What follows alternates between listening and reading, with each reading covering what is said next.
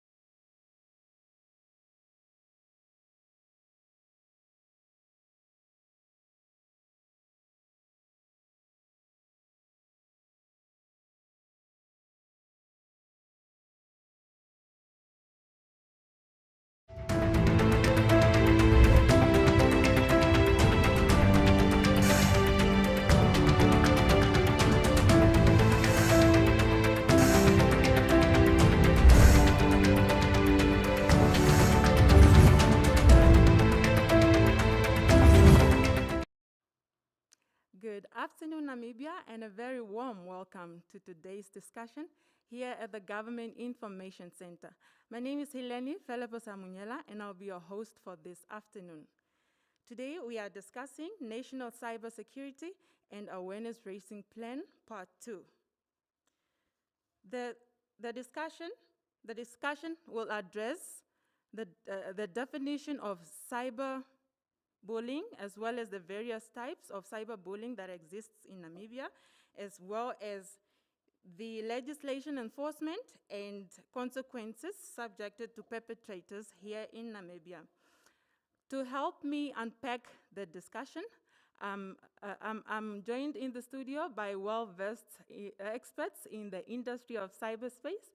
But before I introduce my panelists, I'd like to accord the floor to Honorable Minister Dr. Kalumbi Shangula, the Minister of Health and Social Services. Honorable Minister, the floor is yours.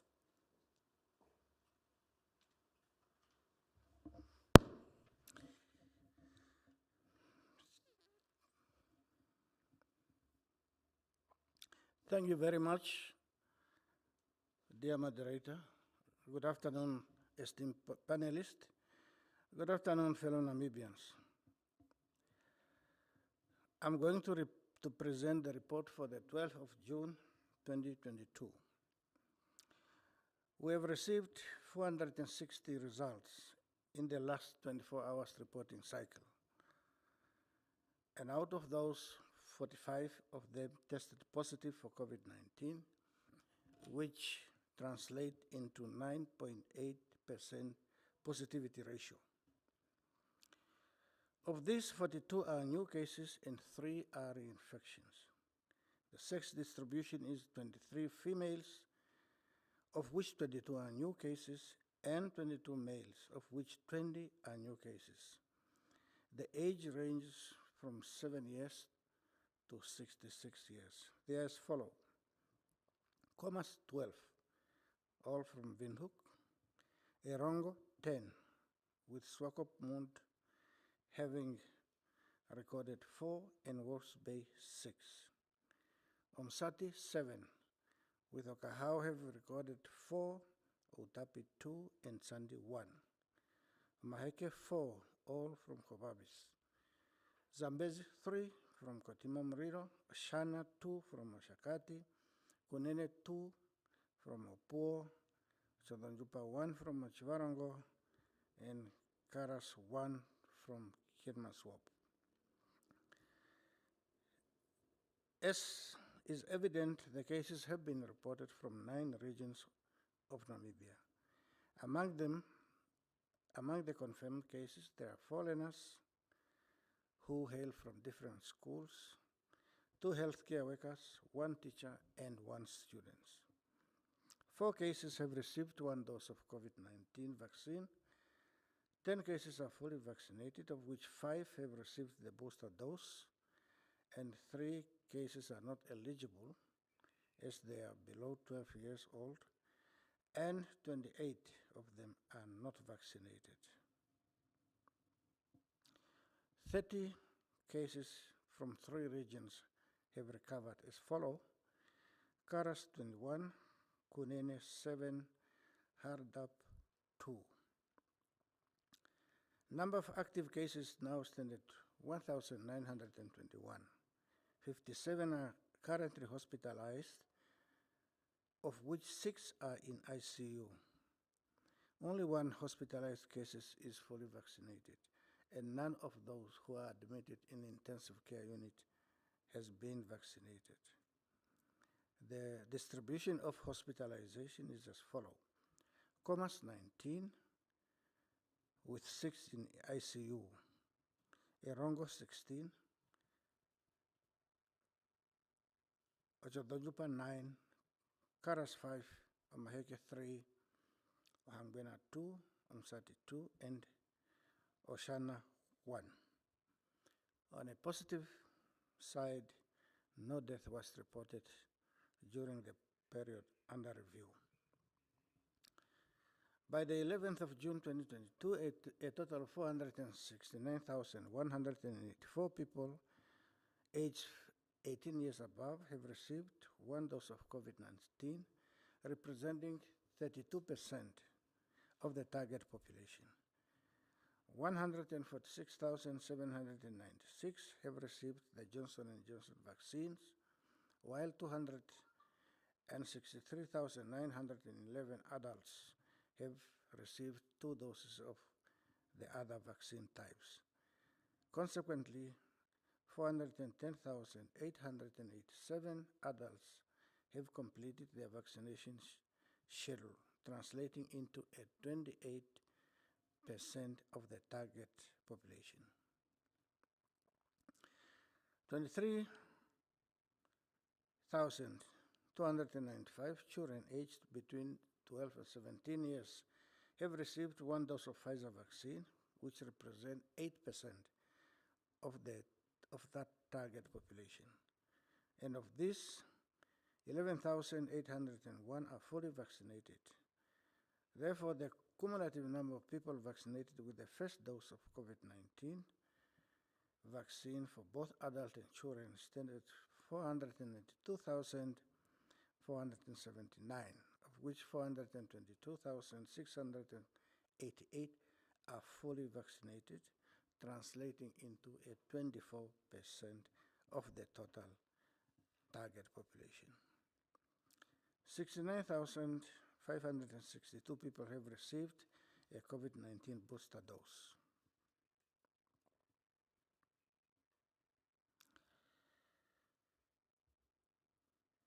In terms of summary for the update, the cumulative number of individuals, including reinfection, since the beginning of the pandemic, now stand at 168,448. Total recovery, 162,463, giving us a recovery rate of 96.4%. Number of COVID deaths is 3,704 since the beginning of the pandemic, and 345 are COVID-related deaths, giving us a total number of deaths with involvement of COVID-19 of 4,049. So far, we have tested samples for COVID-19 amounting to 1,050,977. Total number of people currently in isolation facilities, 737.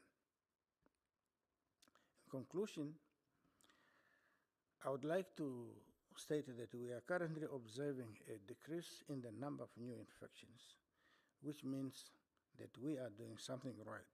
So let us persist in doing so.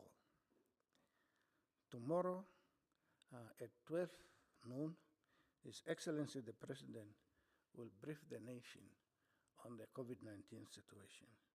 So I invite and urge the public to tune in and listen first-hand information from His Excellency the President.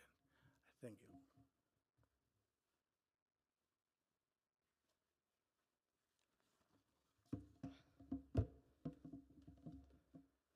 Thank you very much, Honorable Minister, for that insightful information. It's always refreshing to know that the nation, the Namibian nation, can rely on you and your team for accurate and timely information. We appreciate you. Okay, as earlier alluded to, today we are discussing National Cybersecurity and Awareness Raising Plan Part 2. And joining me in the studio to unpack this very important topic is, on my immediate left, Ms. Anna Amomo, Chapter President of the Internet Society of Namibia. Next to her is Mr. Philemon Johannes, who is the Committee Chairperson for the National Cybersecurity Strategy and Awareness Raising Plan MICT. Next to Mr. Johannes is Mr. Gabriel Pahula.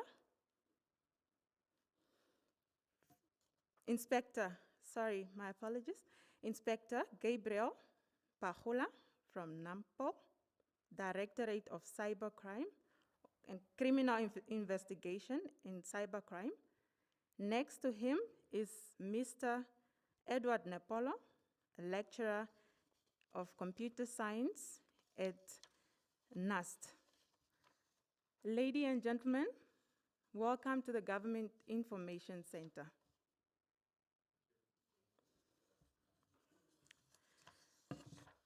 Okay, without wasting any more time, I would like to dive into the discussion.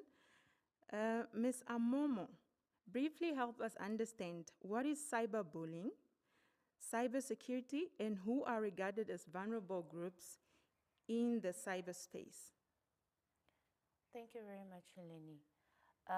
Cyberbullying is the means of using electronic devices or electronic communication in using it to offend and harass individuals, those that you know and those that you do not know, by the same means of sending messages or nasty comments on their posts online, as well as those that, as well as making sure that they are circulated. Whereas cybersecurity is merely a means of making sure that your devices that connect you to the internet space are secured, they are put in platforms that encourage personal information not being used in a malicious manner. Both of these sometimes carry a similarity. However, there's a very thin line between them. And one thing that should be very clear is the fact that both of them actually are either for malicious intent or there is a malicious action within them. One other aspect that I need to allude to is when we speak of who are the vulnerable communities or individuals, I believe all of us, in terms of our internet citizenship, makes us vulnerable to it if we do not have the right measures in place, which are your cybersecurity means, proper passwords, two-type or multiple-type authentication systems, as well as other structures that need to be placed either on an individual or organizational setup. Okay. Mr. Philemon, the strategy's implementation approach is through a multi-stakeholder approach. Speak to us on what has been done and achieved thus far since the approval of this strategy. Thank you very much, and thank you for having us again back to this platform. The National Cybersecurity is a document that outlines our intents and efforts in addressing cybersecurity issues, as indicated by Ms. Anna Momo Davids. We took a multi-stakeholder approach by constituting a committee that's inclusive of all the stakeholders on the internet space. We have the academia, we have the internet society, who are the advocates of the good deeds on the internet and connectivities and all other related matters. We also have the colleagues from the law enforcement area or a wing to also help us bring their expertise to the table as far as fighting cybercrime is concerned. Now, what we have done this far is, since the constitution of the committee has been working tirelessly to draft and finalize the National Cybersecurity Strategy that was then sent to Cabinet for approval. And then the strategy has the two parts. One is the cyber security strategy on what should be done. That clearly outlines the objectives and the strategies. The second part of the strategy has the awareness raising campaign, of which we are doing here right now is to popularize the strategy and also make people aware of its existence. Now, one of the threats we identified, immediate ones, was that employees are equally threats to organizations. And as a Ministry of ICT, in partnership with a stakeholder who is Salt IT, joined hands to run an internal campaign on employees. They took a lot of faults on different areas of cybersecurity. So following that internal one, there will be an extension to all other OMAs, that's offices, ministries and agencies, as well as the public. But this far, we have run 7 sessions of the campaign on MICT staff members. Okay, for someone who is not in the know of this strategy, is the strategy perhaps available somewhere in the public domain for public consumption? Yes, thank you. The strategy is publicly available, pending few tune-ups on the graphics and the grammars. We have run it through some language editing. Currently is sitting with the ministerial graphics designers to finalize the pimping of the graphics before we put it up for printing. But definitely with the evolution of technology now, we do not need to print massive copies, but Yes, we can indeed. practically just publish it in PDF format. But we are finalizing the look and feel of it. Okay, well noted. Mr. Edward Nepolo, there is an acute shortage of skilled and experienced cyber personnel to implement and maintain security policies and procedures. Speak to us on the role of those in academia and institutions of higher learning in tackling the said concern. Okay, so, thank you very much for the question. The strategy itself is a multi-stakeholder effort, per se. Like academia, the academic sector has a significant role to play in achieving the objectives of the strategy. And those roles are such as encouraging the enrollment of students in cyber security programs and digital forensics programs. And I'm actually happy to say that in the past couple of years, since we've been made aware of cyber crimes around the world, there's been a good intake, or rather a positive uptake of enrollment in cyber security programs and digital forensics programs. And just to add on to that, it's actually something good, in especially for students to enroll for digital forensics, because in the near future, in the short future, we are going to have cybercrime law that will be put in place. And of course, with that, we are going to need digital forensics expert to sort of, analyze and collect and gather all this digital evidence for purposes of investigations. And it's a positive thing to look at. Oh, right. Okay, so Namibia, the Government Information Center is a firm advocate of inclusivity, and we are therefore inviting you, the viewers out there, to join us, join the conversation. You can stream us live on our Facebook page, MICT Namibia, as well as on YouTube. We are also available on YouTube at MICT Namibia. Or alternatively, you can call in at 061 400 397. The call-in number is 061 400 397. scholars and share or make your contribution to this very important topic of discussion.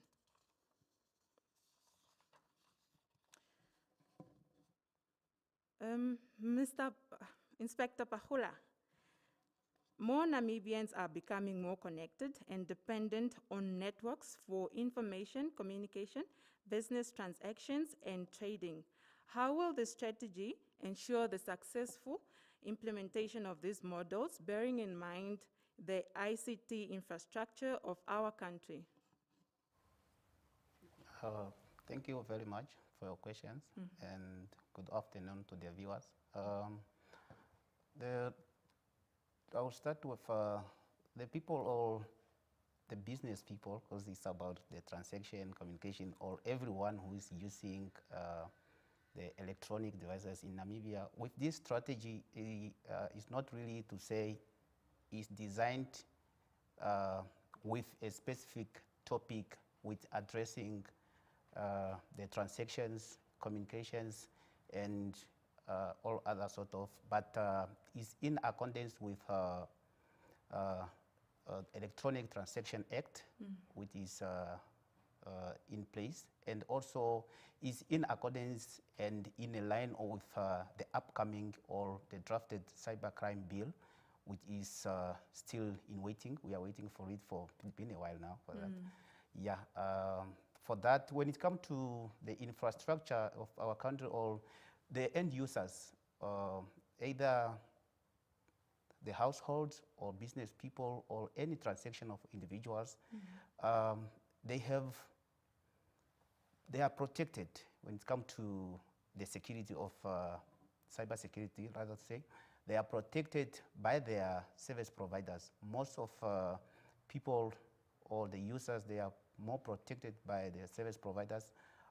When it comes to, I will also add on, let's say when it comes to with the business people, whenever they are doing their online business, most of this app which they are using, for example, let me use, give an example of WeChat.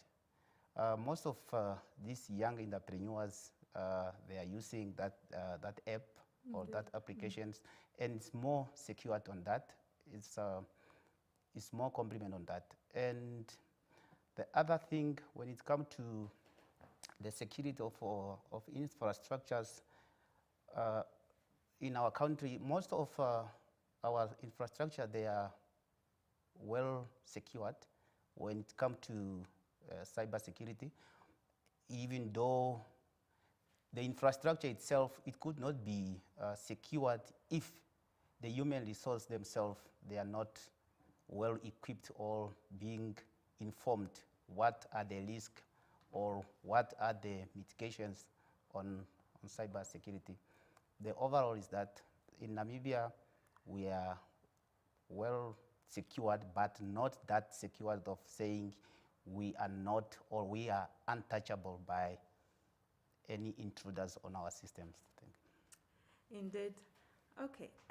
So quite recently, I've actually had a conversation with a young person who has alluded to the fact that every device with a webcam, there is apparently people can have access to your device or to your environment through the webcam.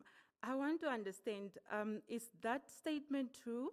And also, is there something, for example, perhaps like antivirus or anything that anyone who owns a device who would like security can perhaps download and for security purposes? Your answer will start to say yes, the statement is correct, even though in a different phrases, because a person can access your device, let's say through when people are saying the webcam, can be, but a webcam itself, it cannot really to say a person is accessing the device just through the webcam itself, but is through the app or the application or a software which is maybe the user clicked either from the internet, or maybe it's a malware which may be installed by anyone who is having a bad intention on your device. And on that, there's a lot of also different remote software where one can access your devices on that. Remotely, so. Yes. Okay, Mr. Johannes, you can add on? Yes, thank you. I just wanted to supplement what Inspector Paola had mentioned. Anything that works on the network, yes, is vulnerable, is accessible through those that do not sleep, trying to find loopholes in other people's networks, or to access devices that are within a specific network. The same goes with our houses have fences, but the thieves will still jump over it. So what we do is to always strengthen our fences. Now, what we are also trying to do through the awareness raising campaigns, we want to make every individual know that they are the first line of defense. As much as my home Wi-Fi is connected via an internet service provider, let it not be left to the internet service provider to provide all the security. You also need to be aware and know that I should not click links, I should not put up any information to the public. What is personal information must remain personal, and I must keep it private. So when I'm sent links that I should claim a prize from Indongo Toyota, for example, but you know you never bought a Toyota, or you never played the lottery that Indongo Toyota was running, why should you click that link to claim what you did not play for? Indeed. Yes, Indeed. thank you. We need to just, okay, Mr. Pahula, Inspector Pahula, pardon me, would like to add something. I just also want only to compliment to Mr. Johannes what he said on. He talked about that everything is connected on internet is vulnerable. Yes, I will just give an example or name some few of. Let's not only take it as the webcams or our phones or any laptops or any other electronic devices, but in this digital era, we have some even the microwaves at our houses. Some they might be used, which we call them the Internet of Things. They are in this time of this era. They are everything. Let's say the fridge, home, microwave, and others sort of. They are also not excluded. They are vulnerable, and they can. You never know. They can also take your information, your personal information of that. Today the supper is what, or dinner is what. Be careful on that. Thank you. All right. Quite informative or insightful answers there. Again, we are reminding you, the viewers, that you can join the conversation on Facebook. You can follow us and join the conversation. We are at Ministry of Information and Communications Technology Namibia, and at YouTube, MICT Namibia. You are also encouraged to call in. Our call-in number is 061 400 397. Our call-in number is 061 400 397.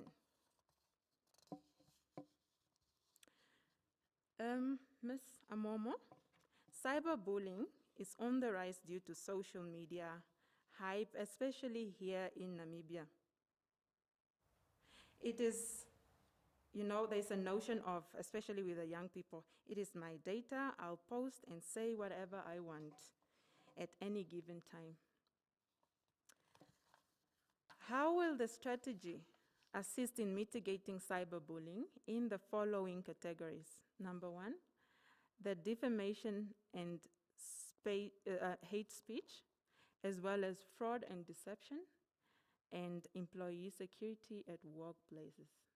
I know you have alluded to, you've briefly touched on some aspects, but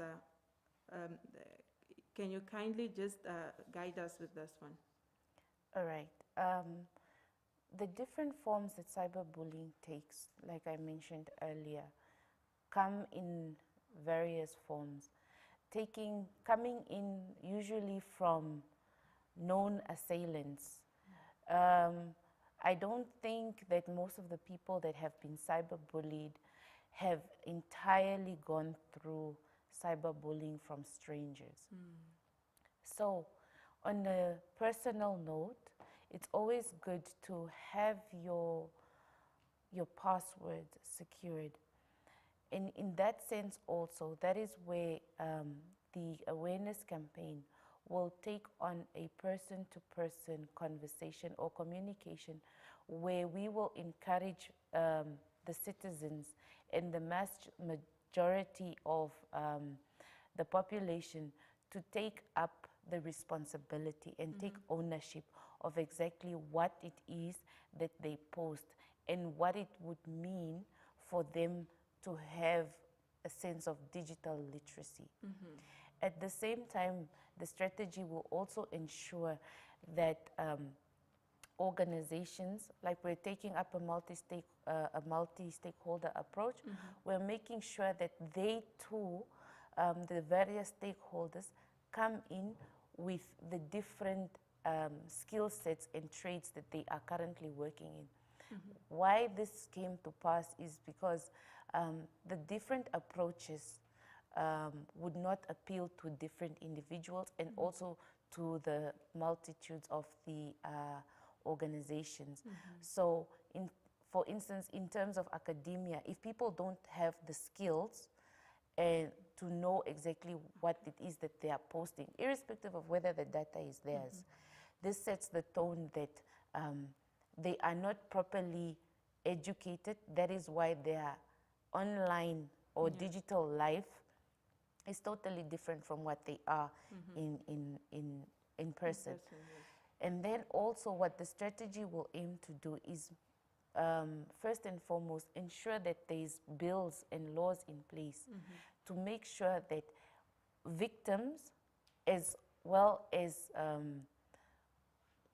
to be perpetrators know what is the consequence of their action and also how it is as a victim to go about to get justice for the malicious actions against you and also to be able to carry out what other arenas need to be set up.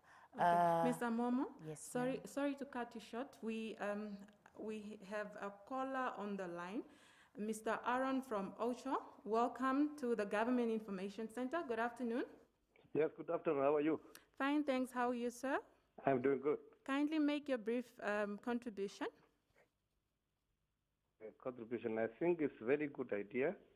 But for me, I'm having a little bit problem with the idea. It looks like it's kind of, you guys are very fast putting on those things and it's wasting a lot of money. Because our living standard in Namibia, overall Namibians, they are not at that stage of understanding all what you guys are talking. Because our level of education plus the living standard is unhuman. Can we guys please concentrate on the very important things, which is on changing the life of the people so that they can come on the reasonable way of saying, oh, they are human. Because the system, that's everything that we are doing, plus all those cases that are coming every day, like stepping a human beings 24 times, that means unhuman. And it's our level of standard that we are having because of what? Poor leadership quality, which means what? We need to build our people so that they can come and be at the stage of when you guys are coming with something like technology or something at the other stage so that we can all accommodate everything instead of putting things that's supposed to be used in other country, which is already making sure that they are having all the resources that building every human, which is education, roof, and plus food on the tables. And our people doesn't have food. You understand? Okay, thank you very much. Mr. Aaron, Mr. Aaron, before you go, I just want you to kindly I'm trying to understand your point. So if I understand you well, so that I can put your question clearly to the Panelists. it's rather not a question but a statement, right? You are putting it to say that the cyber bullying and cybercrime is not of importance. Is that what you are saying? Yeah, it's what not actually. It's not important. It's like it's not at our level because the system where we are, the Namibians, the fellow Namibians, we don't have money to buy enough food. You understand? We are not going to school. A lot of people, I'm having a lot of people here in Ocho, a lot of small kids that never went to school. You understand? And which means their level is very far from them to understand everything that is been supposed to be. Okay. Okay, Mr. Aaron, thank you so much for your brief contribution. We appreciate you. Welcome. All right. Okay. Mr. Aaron there alluding to the fact that I actually beg to differ because, okay, Mr. Okay, so I was saying I beg to differ because we live in this is the fourth industrial revolution that we've entered into, and I believe that as much as we would like to just ignore it, cybercrime is real. We've heard people committing suicide due to cyberbullying and all that. But let me not dwell into that much. Mr. Nepolo, you had a point to make. Please go ahead. Yeah, thank you very much for the opportunity. I would like to say that the statement that was made by Mr. Aaron is very valid. And perhaps to that, I would just like to say that in the era that we are living in today, you spoke of fourth industrial revolution. We are in transitioning what is called digital transformation, right? And I see to what end Mr. Aaron is making the argument because he feels that the basic services are not being delivered to people like people that live in Ocho. But digital transformation is actually a means of making sure that those kinds of services reach those areas, you know. You don't need to travel to Windhoek anymore to apply for a passport, for example. You can just log in online and apply it. You don't need to leave Ocho and go spend a few days in Windhoek. And with that, since we are forced to sort of, and COVID has made it a point to make us realize that there is no way we have to go this route, right? So with that, we cannot just subscribe to digital transformation without assessing the risks that are associated with it. So that is why we are talking about these things. We want to, in as much as government is trying to use technology to simplify lives, we want to make sure that it's done safely. We don't want somebody applying for your passport and it's delivered to somebody else. Indeed. Thank you, Mr. Nepolo. Inspector, before you can give your contribution, we have another caller on the line. Naomi from Rundu. Naomi, good afternoon. Please give us your brief contribution. Thank you. Good afternoon. I just first wanted to respond to the previous caller. This cybersecurity is something that we have to give lessons to everyone. It doesn't matter where we are with our basic needs or with our development as a country, but we have already the youth who are having accounts, social accounts, and they are exposed to this cyberbullying. You will find a person is just always in their room, but they are engaged with other people. So it does not matter who can afford, but it's a problem already that our young children are already exposed to this cyberbullying. And you will find that somebody is using another person's account. Like, there is this thing called WhatsApp web, whereby you can run your WhatsApp from other device, and another device can can use the same WhatsApp. And some people don't know this. So you'll be sharing all the information, but another person is actually following what you're saying on your WhatsApp platform. And then in the end, they will use it against you. Sometimes where it even end up, like other people will end up being depressed because their private information has been known by the other person. Indeed. So cyberbullying is something which is real for our country, and it does not matter where we are with our problems as a country. Yeah, that was my contribution. Thank you so much, Naomi. We appreciate your valid contributions. Inspector Pahula, before Naomi called in, you wanted to say something? Yes, I just wanted to say something in line with what Naomi said. And on that, most of the things he explained. But the previous caller, Mr. Alon, he woke me up to understand and believe that we need awareness, cyber awareness all over. Because I understand, as I will take it in a perspective, he is my fellow parent by look of it. And if we happen to be let our fellow Namibians just to be home without understanding that what is happening back or what is happening to their children, this will let Namibia down and the society will be destroyed. My point is only that Mr. Alon, he woke me up, like I say, that we need awareness, like real awareness all over. It doesn't matter at where the person will find himself, either rural or in town. Cyber security or cyber crime awareness is much needed. I'm just urging the other stakeholders who at the liberty or who understand the cyber crime and who are having means to help to make the nation understand what or when it comes to cyber security and how it goes. Yes. All right. Before we can continue, we have another caller on the line. Glory? Yes, good afternoon. Hi, good afternoon, Glory. How are you? I'm good. Thank you. I'm fine, and yourself? I'm very good. Thank you. Okay, I have a question.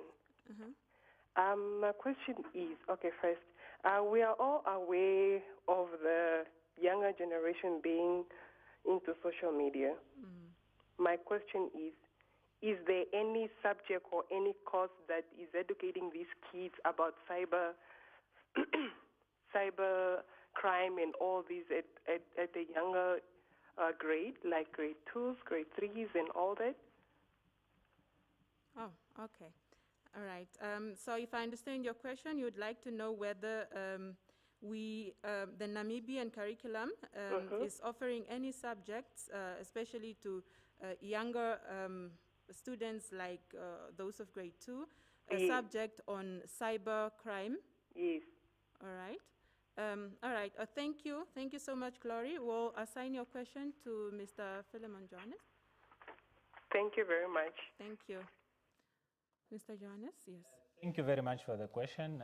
One thing we have learned is all grades, be it on primary or secondary school education, have gotten to include ICT in their curriculum. That every parent will confirm. They've seen kids doing these ICT exercises at home and then take them back to school. The information we don't have is whether the curriculum of ICT subject in school, which is an extracurricular subject, has the component of cybersecurity. But then it's also another thing that there is already a low-hanging fruit, that ICT is part of it. It's a matter of stakeholders coming together, ourselves as the drivers of cybersecurity strategy and awareness raising campaign, probably to sit with the ministries or the teams responsible for developing this curriculum in lower primary and upper or high school, to include the component of cyber security, and they understand the concept of not clicking to the on links and not taking these Momo challenges online and try to, you know, they just play along, and eventually when it gets to a most challenging or daring and a kind of challenge, then they are left with no option, but then sometimes they eventually fall victim of committing suicide or even hurting other kids because they were challenged to stab a brother with a knife. Okay. Thank you. All right. Thank you, Mr. Johannes. Ms. Amoma, you wanted to say something? Yes, indeed. I think one of the aspects many people are missing is the fact that when we say cyber awareness, we actually also mean online safety. Yes. Namibia as part of a global village Yes. also carries a responsibility through an initiative called Safer Internet Day, which is celebrated on the second Thursday of February annually in collaboration with stakeholders, where the majority of the organizations represented here, or should I say all the organizations represented here, are part of that task force to make sure that children, irrespective of what age, are safe online, and that their natural environment is also protected by their caregivers, by their educators, and the community. So when people say it takes a child it takes a village to raise a child, we actually mean all of us cumulatively, and at the same time, we don't want anybody left behind. What we mean by this is to be able to educate even the parents, even the teachers, so that they put themselves in a situation where they are able to understand should a cyber bully attack happen to my child or to me specifically, what are the ways that I can go through? Last week, the Internet Society launched a report in Namibia, which was a SADC review on online violence, particularly against women and girls. And it alluded to the fact that many of the victims, of which are female, tend to draw themselves away from the online presence. So instead of technology now being an enabler at that point, it tends to be a force of a negative impact.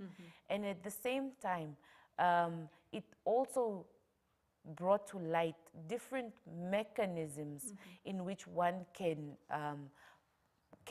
put into place on your personal capacity as well as from an organization's point of view. Because sometimes cyber attacks do happen in the workplace where organizations need to put up strategies and policies of what it is that and how their employees set up their digital footprint for a positive result. Thank you so much. Before Mr. Nepolo, you would like to add your contribution to that. I'd like to welcome another caller on the line, anytime from Tsumeb. Anytime, good afternoon. Good afternoon to Madam Maria. Fine, thanks. How are you? Anytime? Oh, thank you. Just briefly, Okay. greeting also the panel there, and thank you for the information they are bringing to the nation. It's a wake-up call to the citizens of this beautiful land of the brave. I may just indicate, especially to the Minister of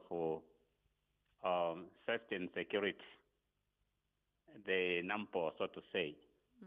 I think this cybercrime has been neglected in terms of tracing the culprits who are engaging themselves into this cybercrime. So it's just a request to the representative of NAMPO or Minister of Safety and Security that I suggest that maybe they can work hand in hand with the MTC.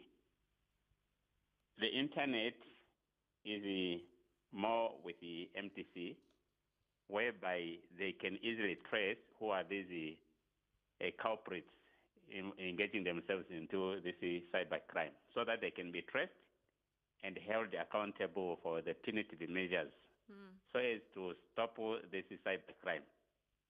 That is my suggestion on that one. And I like it when the other caller, I think it's Awarenwss, the representative from Minister of Safety and the Security indicated that he awakened him. In most cases, I used to say that awarenesses are very imperative to the nation, so that before it's too late, the public is being awakened already. But this cybercrime has been ongoing for quite many years, and up to now we are still facing these crimes. Can we step in to engage MTC and the NAMPO so that they can trace these culprits? That's my input today. Thank you. Anytime. We appreciate your valid contributions right Oh, there. thank you very much. Good day. All right. All right, Mr. Nepolo, before anytime you wanted to add contribution? Yes, first thank you to Anytime for those directions to Inspector Pahula. What I wanted to say is along the lines of what was mentioned by Ms. Amomo, just to say that the previous caller, she mentioned about she rather asked if there is anything that we are doing to educate those grade 2s and those kids. In as much as technology is an enabler in education, I would like to recommend that perhaps this responsibility should be placed on the caretakers and parents, because in the first place, these applications, be it WhatsApp, Google, Instagram, whatever, YouTube, whatever platforms that they're using on the internet, they have a use policy of which a user should be 18 years and older to be able to legally use these platforms. In the event now, when the user does not meet those requirements, then they clearly should not be allowed permission to use the platforms, unless they are under the supervision of an adult who's, of course, 18 or older. Okay. Yeah. All right. Thank you for that valid contribution. We are running out of time. An hour is never enough. Okay. Okay, so, but before the last remarks, I would like to just pose this question. I believe it's very important. Language and various needs barriers could hinder civic education and the implementation thereof. What and how will this concern be addressed to ensure inclusivity? Ms. Amomo and Mr. Philemon, and in the nutshell, you can also include your final remarks. All right. The message is the language, and the language is the message. What we aim to do is a consortium, so to say, is to say that Namibia has different languages, and we want to be able to incorporate all of them, which is not unique to Namibia only. You do find other African countries who have various languages that need to be incorporated in their digital and cyber inclusion programs. So we will, of course, have the many different vernaculars covered in the campaign as we roll it out. And then we will also ensure that it is as to much in layman's terms. I believe, yeah. Okay. Yes. Mr. Philemon? Yes, thank you very much. I think Ms. Amama has covered it all. The awareness campaign takes or has predefined formats of messages, has predefined target audiences, and the languages is a matter of administrative issues within or before the dissemination of that information.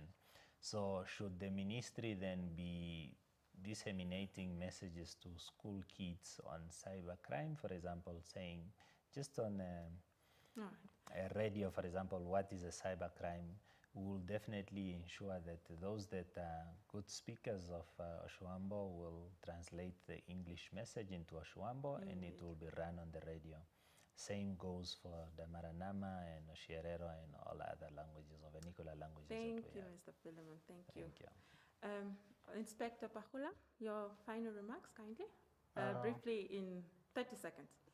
My final remark is only to say to the public that technology is adapting and it's here to stay and we will leave it.